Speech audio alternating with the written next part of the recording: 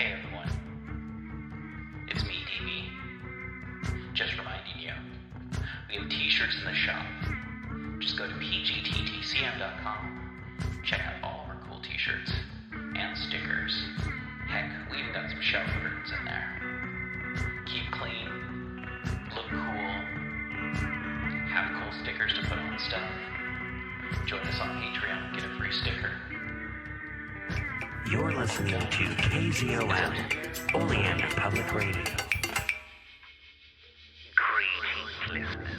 It is I, DB Spitzer and Farmer Dave, here once again to talk to you about the Cthulhu mythos, its books, its monsters, its unfortunate human casualties, its timeline in general, and even its tangential bits, like the dreamlands or things of a weird nature that are Lovecraftian leaning.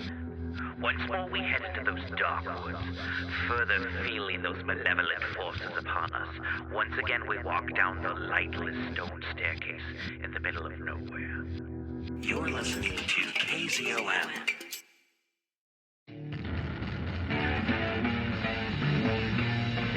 This is Dave's Corner of the Podcast. It is awesome and it's gonna go fast. It's not the interview part.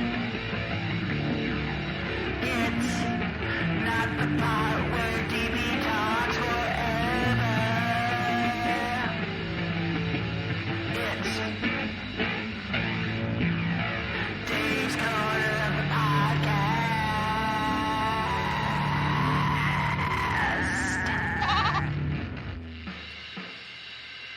Okay, I think I got this.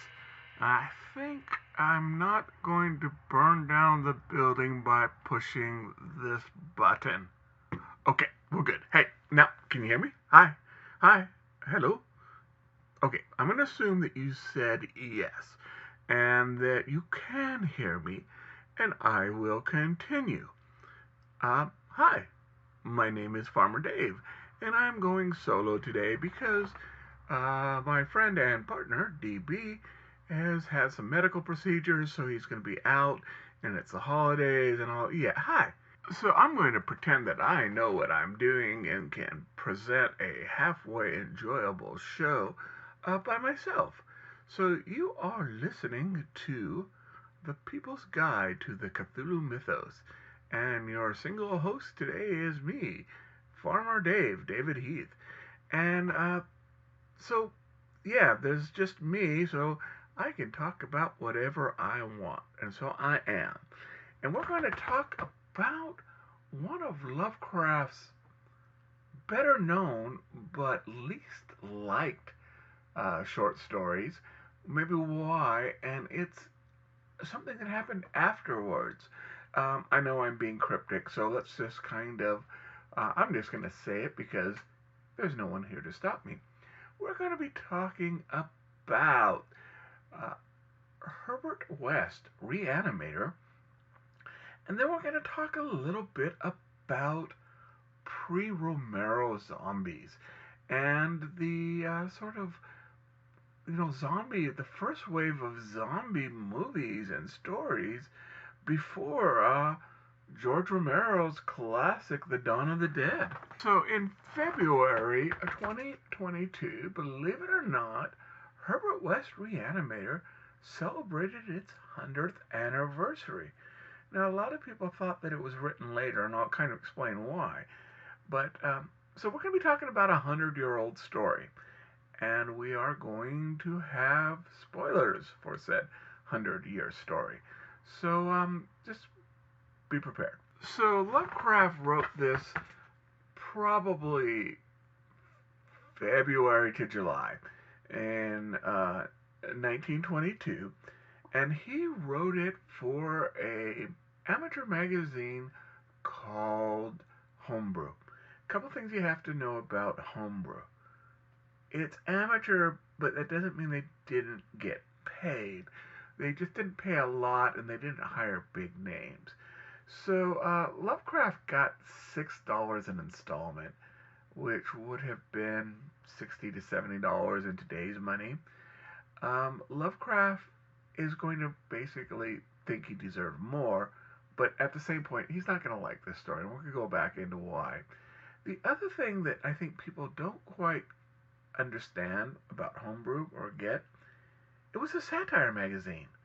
Lovecraft was basically making fun of horror stories. Now, I realize I misspoke a little bit there, and I said that it was written in 1922.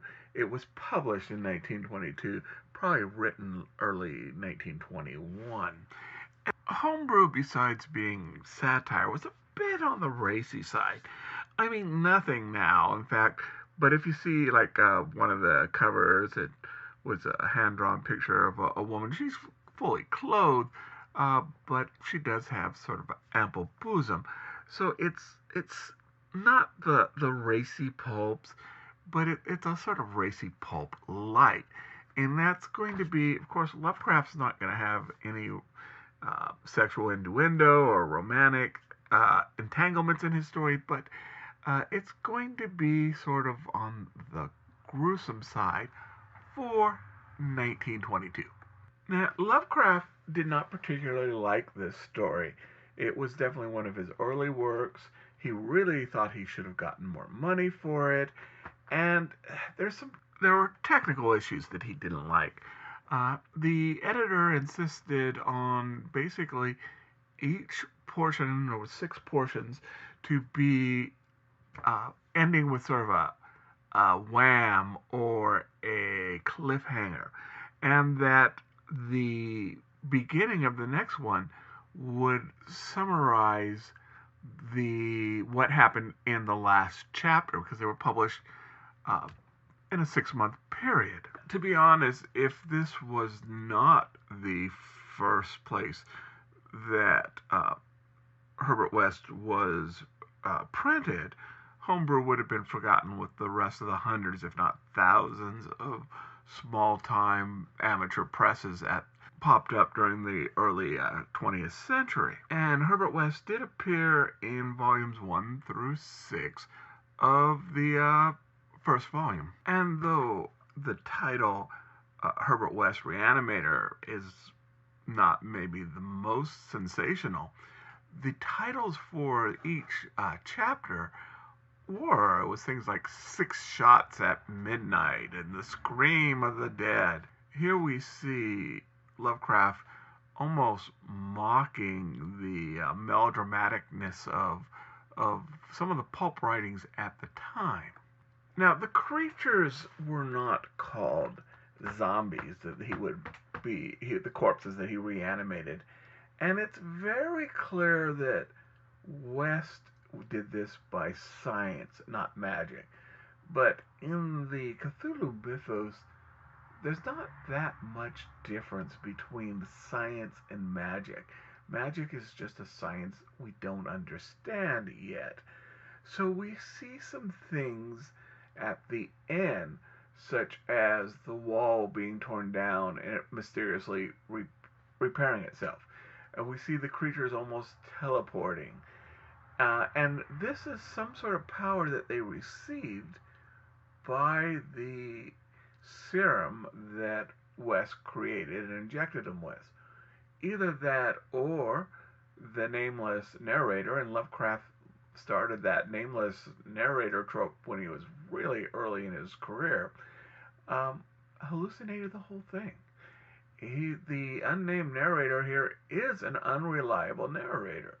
And we kind of take that it's as fact. What he saw is true because Cthulhu mythos, but also because, it's kind of, we don't realize now as much that this was satire.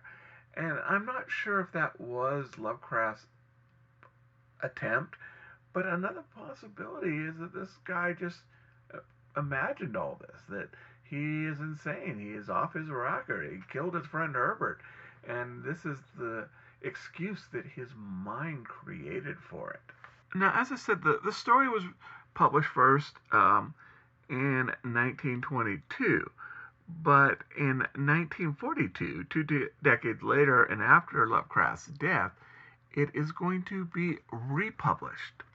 Weird Tales is going to republish it as a new Lovecraft story, even though technically it had been printed with a small run 20 years before.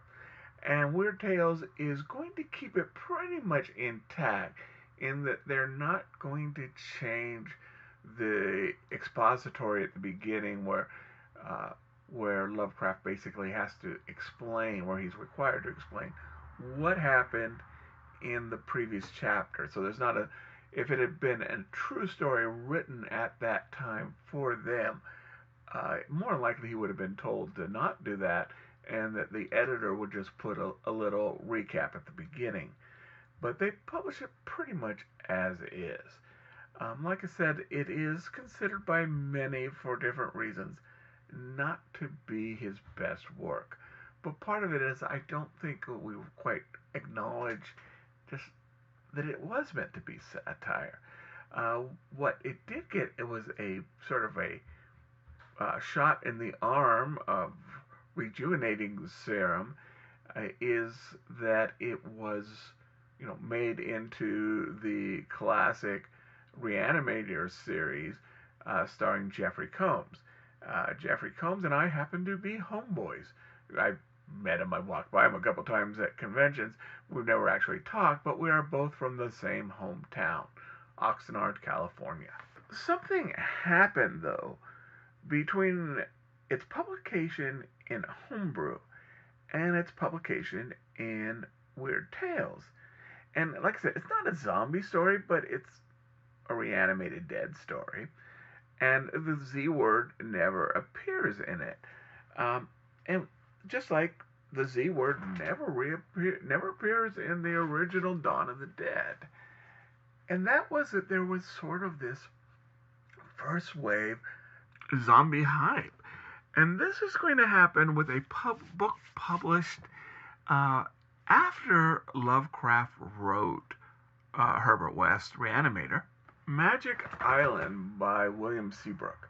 So Seabrook catches onto this wave of travelogues, basically, especially exotic, mysterious, and possibly mystical areas. So he spent a lot of time in Africa and in Haiti. And he writes his story, Magical Island. It's a huge seller in the U.S., especially Chapter 7, where he basically introduces America to this zombie concept. It really was a big concept in the pulps and pre-Romero times. And in it, he actually claims that while he is traveling, he sees 3 zombies. Now, I don't mean like, undead zombies.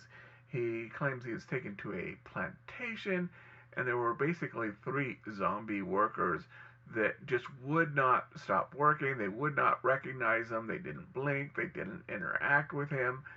And his guide called them zombies. Now, he didn't think it was something necessarily mystical. What he thought, these were basically individuals that were either emotionally or intellectually damaged, or both, and that the plantation owners would take them and verbally, maybe physically, abuse them into a catatonic state. And that's a possibility, that there may have been people that were chosen that were not of normal mental functioning, and they were abused into slave labor. That's, I'm not going to say didn't happen. He also brings up the possibility, he claims, and this is the first time that we see that zombie as a result of drugs, is that the Haitian government would take people that were scheduled to be executed, and instead of killing them, would basically drug them and make them into zombie workforce. I don't think there's really any evidence that the government did that. I'm not going to say that there aren't cases of people being drugged and passed off as zombies in 1920s Haiti, but I'm not really sure there's any evidence it was how the government handled capital death crimes, but it definitely caught the American public. And so, one other thing about Seabrook, he did travel Africa, and he claims to have actually encountered a group of cannibals and engaged with them in their meal. Well, eventually, he kind of confesses that it was true. He did meet cannibals in Africa, but they would not let him, as an outsider, join in what they were doing.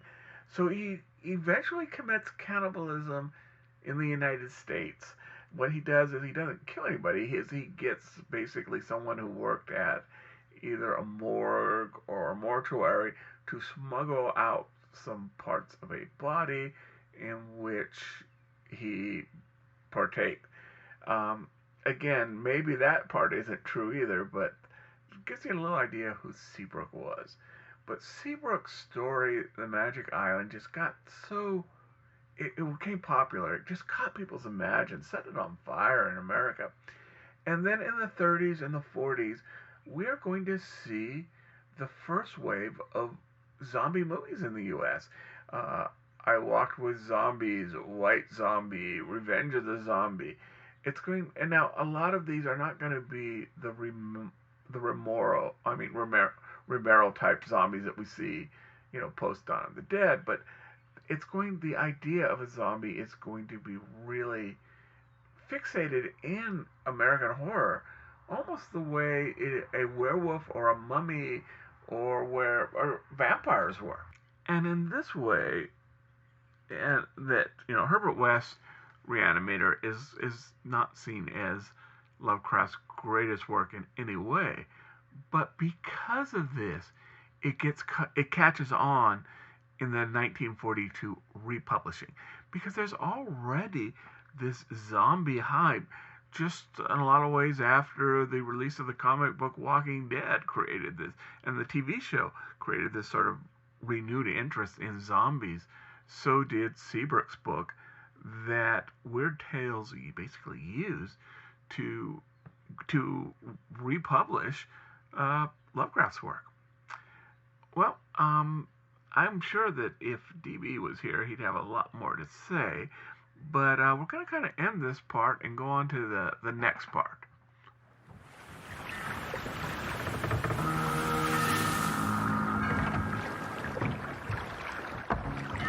Welcome to Innsmouth, stranger. Hi, I'm Rob Whiten from the Innsmouth Book Club. Join me and my fellow guide John Chadwick as we take you on a fortnightly tour of Innsmouth. We visit places such as the Picture House, the Library and Innsmouth Museum to discuss all aspects of weird fiction, whether it be book, film, music, TV or art. As well as that, we stop over at the Gilman House to have a chat with a resident guest. That includes authors, artists, musicians, in fact Lovecraftian creatives of all types. You can find our free shows on Patreon, and there you can also sign up as a patron, which brings you bonus content, plus a monthly PDF copy of Innsmouth News, which features articles, author spotlights, all the latest news and reviews, and more. You can find us at patreon.com/InnsmouthBC. We hope to see you soon, because remember, Innsmouth isn't just a place, it's a state of mind.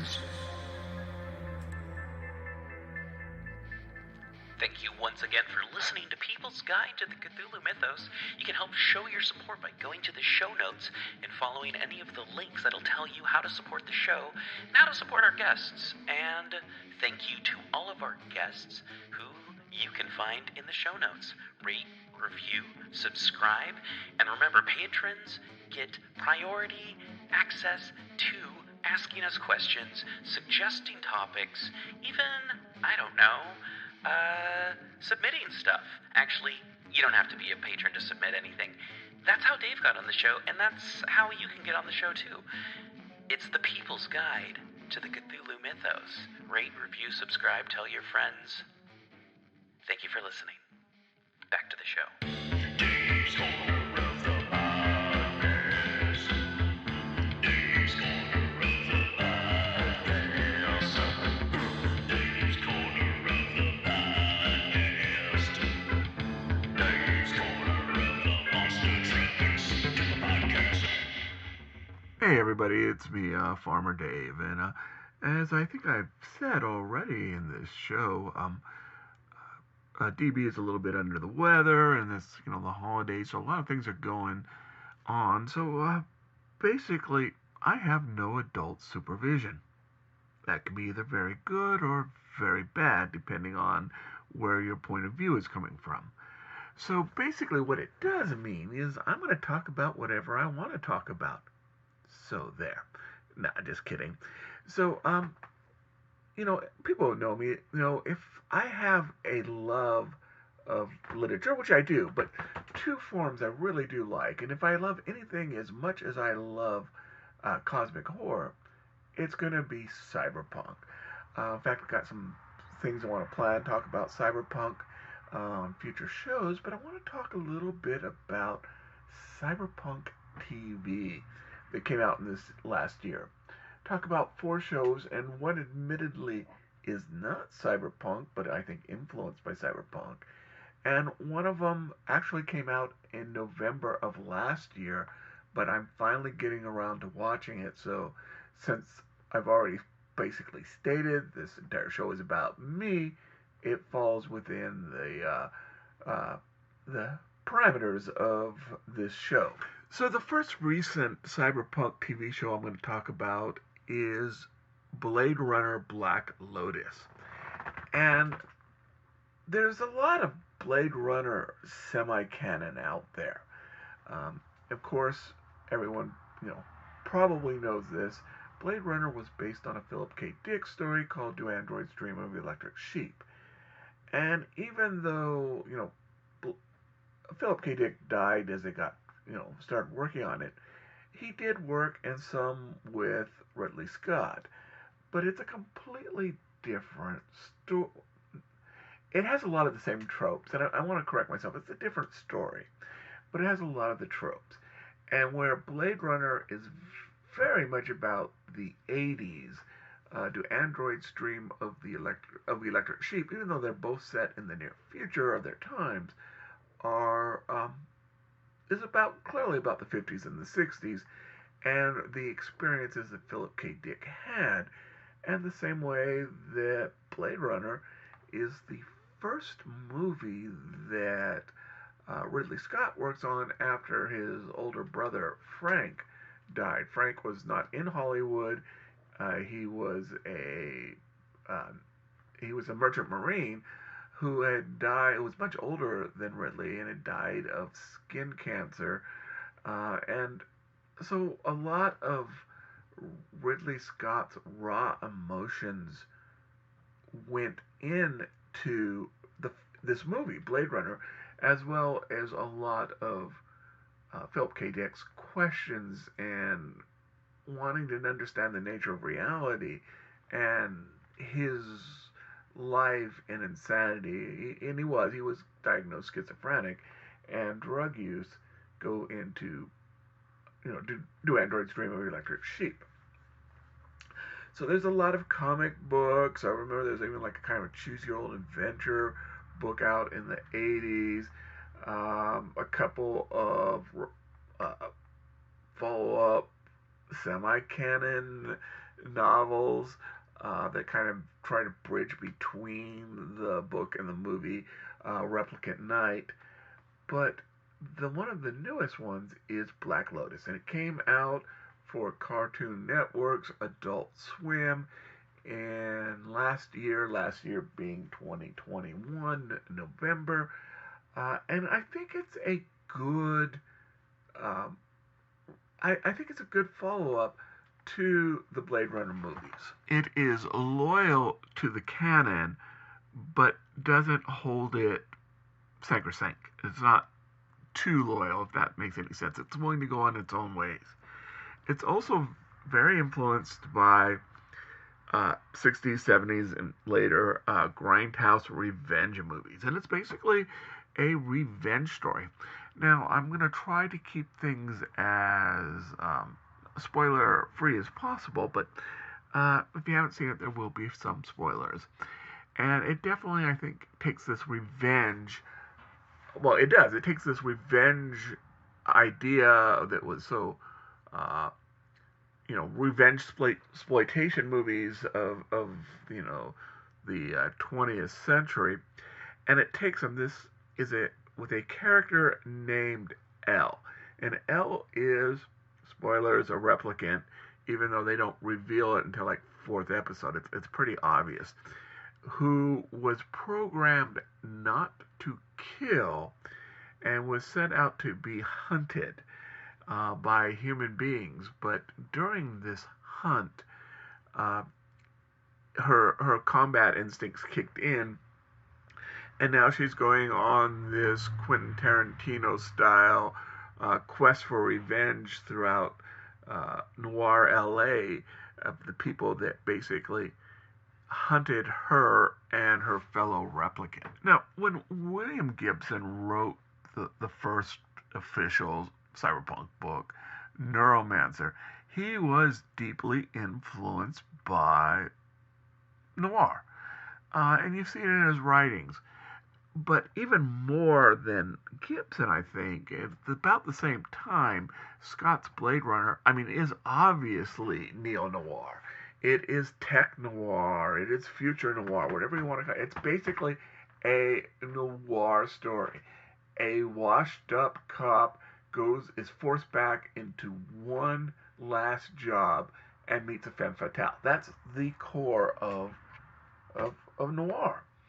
And this has very much that noir feelings, as well as this revenge plot. In fact, it is so noirish that the Blade Runner in it is named Marlowe, like Philip Marlowe from Dashiell Hammett novels. It embraces its in noir origins, but not to the point where it holds it as a sacred cow.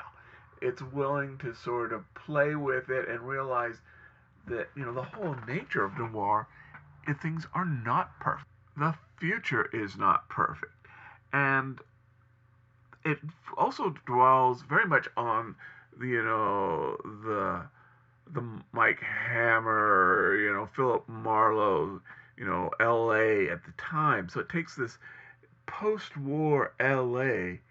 and gives it a basically alternative future version, but it keeps the things that were in those original LA-based noir stories. The corruption, the ambiguity, and takes in this question, what is real, that was in so much of Philip K. Dick's work. So honestly, it's a great series. I would suggest anyone who wants to watch it. One thing I got to bring up is the Uncanny Valley. So it's that weird sort of 3D art that we see in computer games. And the more I watch it, every time I watch the episodes at first, I'm in that Uncanny Valley. I'm shaken. And about 5 or 6 minutes into the show, it disappears, and I become immersed in the world. And I thought at first this was a coincidence, but I think it was kind of an idea that they did do this on purpose because of the nature of the show. Reality, science fiction, artificial intelligence. So even though in many cases I'm not a fan of this 3D video game art, it works in this case. The other I want to talk about is edge runners. And edge runners could basically be written off as like a 10-30 minute ads for the Cyberpunk 2077 video game, but it is not. It is so much more because of everything.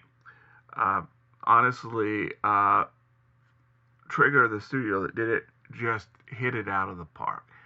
The story, the loyalty to Mike Pondsmith's original plans in the original role-playing game, the color, the characters, the fact that it does not swerve away from this crapsack world that's out there, that there are individual moments of happiness.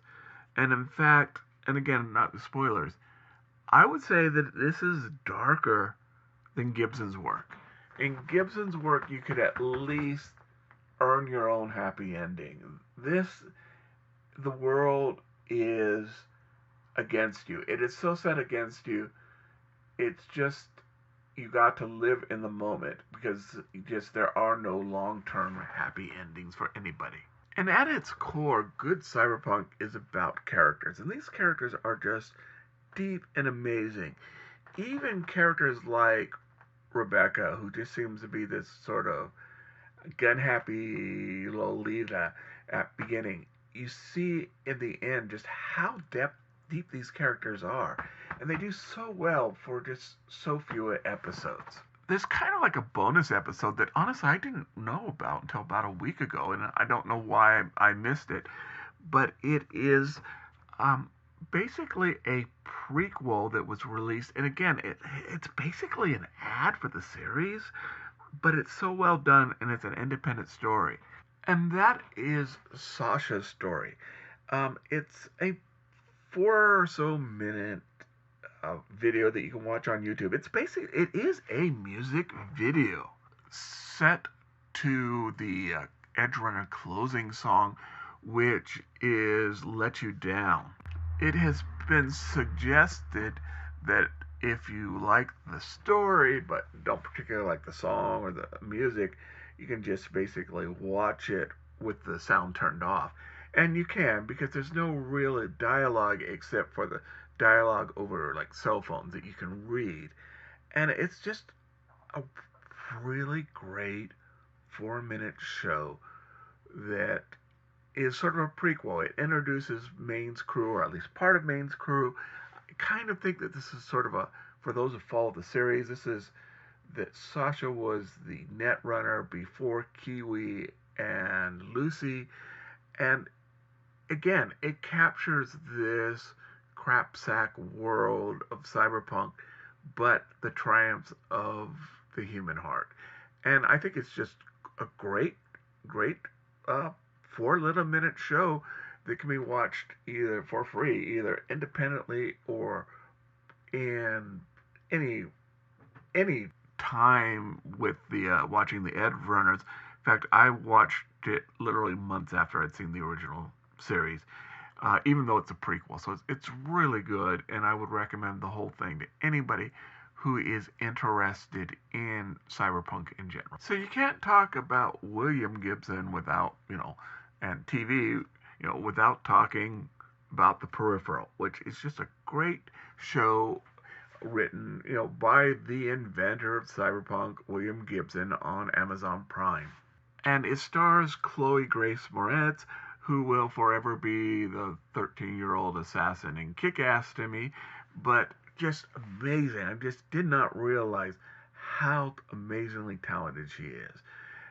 She makes this believable character that you're completely invested in, who has charm and faults, and just, like I said, I think she's great. And the chemistry she has with Jack Raynor, who plays her brother, is just amazing. And, Chloe's character does have romantic interests, but the fact that her key relationship is her brother, and just the love and protection, and the fact that they try to protect each other maybe more than they should be maybe open to each other, just an incredible dynamic, well written. I think it's amazing.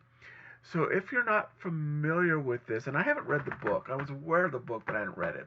It's basically this girl is hired to test this virtual reality. And in doing so, it may not be virtual reality. She may be actually traveling to a different dimension. And the intrigue and espionage that comes out of this It's an amazing story, based on the writings of, like I said, the grandfather of, or godfather of cyberpunk. Um, and it's also kind of familiar or tangentially related to one of my favorite, least known Gibson works, which is Archangel, which is about another dimension basically reaching out and trying to change things after World War II so that this other reality becomes like theirs but doesn't make the same mistake. And it's just it's a great show. It's a great cast. There's a lot of action, but there's a lot of slow burn.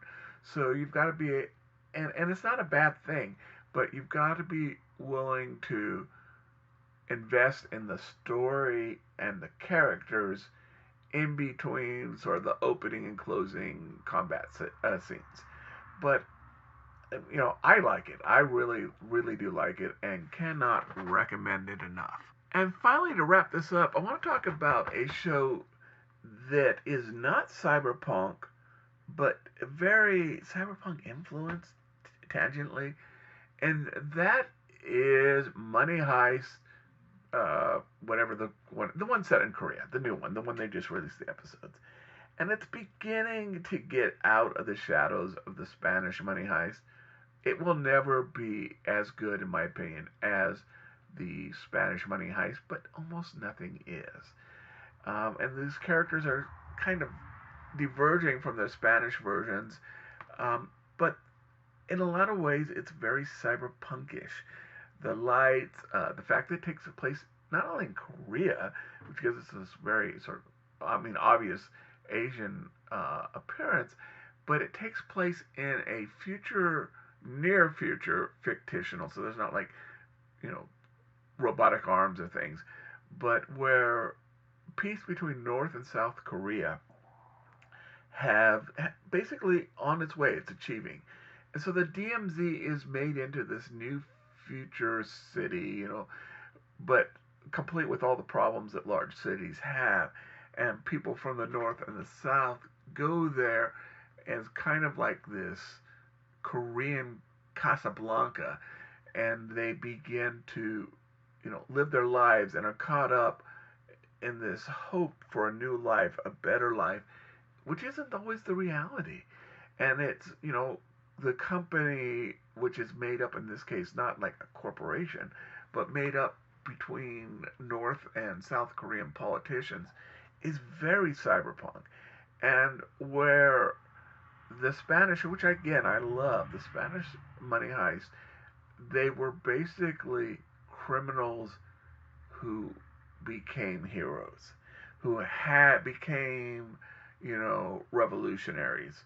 They were kind of forced in that, but even the professor who planned everything, who does have this maybe a skewed but very sense of justice,